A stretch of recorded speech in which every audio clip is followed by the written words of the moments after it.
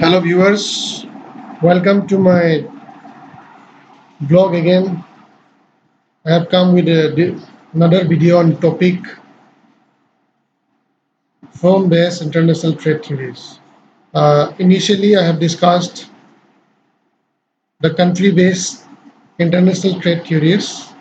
So, in this lecture or in this presentation, I will be discussing more about country-based international trade theories. These theories are also known as modern theories of international trade. These theories usually emerged after the Second World War due to the growth of multinational companies, as it could not address specific issues related with intra-industry trade. So, in earlier classical based trade theories,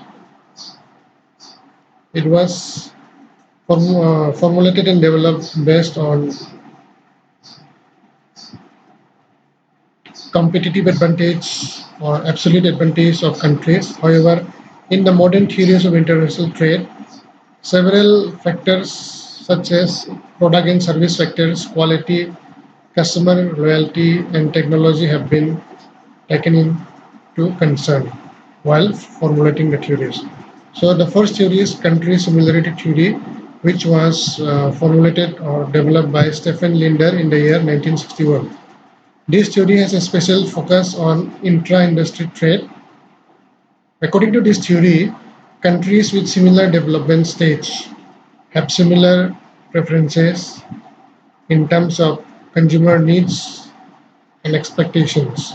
So the theory states that while exporting, countries most similar to domestic markets are would be the most potential for firm success. That is, a firm can succeed with its products and services if it intends to export to countries which is much similar to its domestic market.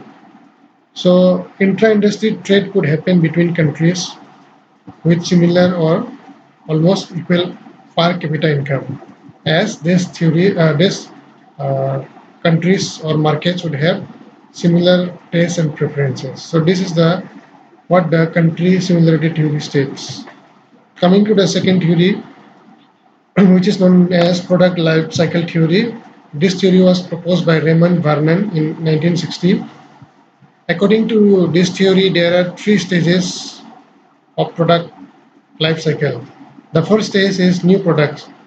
In this stage, new products are developed in the market, they are launched in the market, as a result of which it has low sales and lower domestic demand. It is just locally available within the domestic market, and in this case the products are not exported.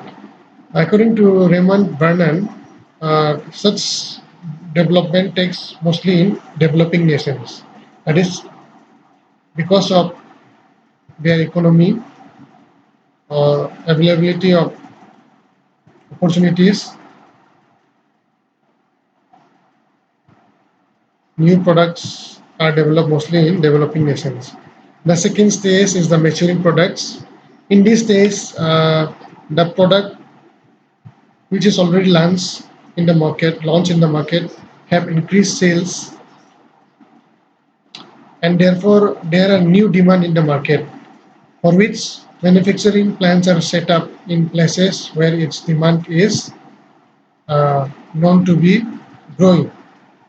Also, there may be product development in this stage based on consumer needs and expectations or feedbacks. Besides that, in addition to increased demand, in this stage there is also a reduce in prices per unit cost in order to increase the overall profitability or revenue of such products. Uh, However, in this stage, the products start facing competition with similar products or related products within the domestic market from local firms. And the last stage is the standardized products. In this stage, according to the product lifecycle theory, products are exported to other countries. So competition becomes very intense and most of the competitions are faced in foreign market with foreign products. Finally, in this stage, the demand for product decreases and there emerge new products which replaces this product. So this completes the product life cycle stages. The products are replaced by newer products in the market.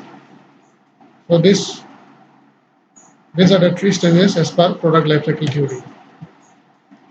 The third theory is global strategic rivalry theory, which was developed by Paul Krugman and Kelvin Lanchester in the year 1980.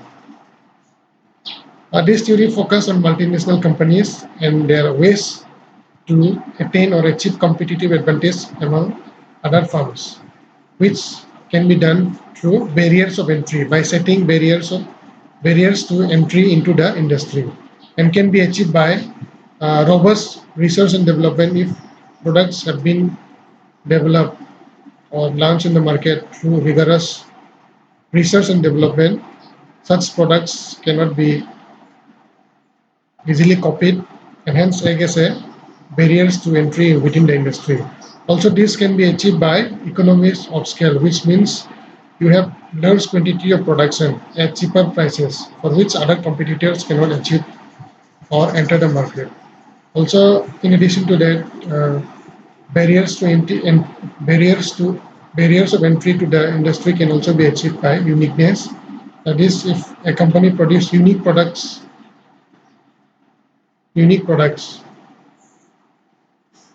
which cannot be uh,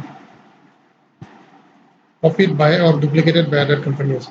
Uh, Barriers to entry can also be set by uh, ownership of intellectual property rights and having access to specific raw materials and supplies in order to manufacture the products. The last theory is the theory of competitive advantage of international trade, which was formulated by Michael Porter in the year 1990. According to this theory, competition within the industry is determined by ability to innovate and upgrade the products and services. Michael Porter proposed four determinants in order to determine the competitiveness of the international trade. So these are local market resources and capabilities, local market demand conditions, local supply and complementary industries, and local farm characteristics. Uh, in terms of local market resources, the factors that determine the competitiveness or the industry intra-industry trade are as follows: the availability of natural resources, as well as manpower, skilled labor, technology, infrastructure, education, and capital. In terms of local demand conditions, if we see, uh, companies or business firms has to pay proper attention to the local demand conditions like customer preferences, needs, expectations, the type of innovation that customers prefer in terms of products and services, or the product types, and the availability of technology in order to meet the needs.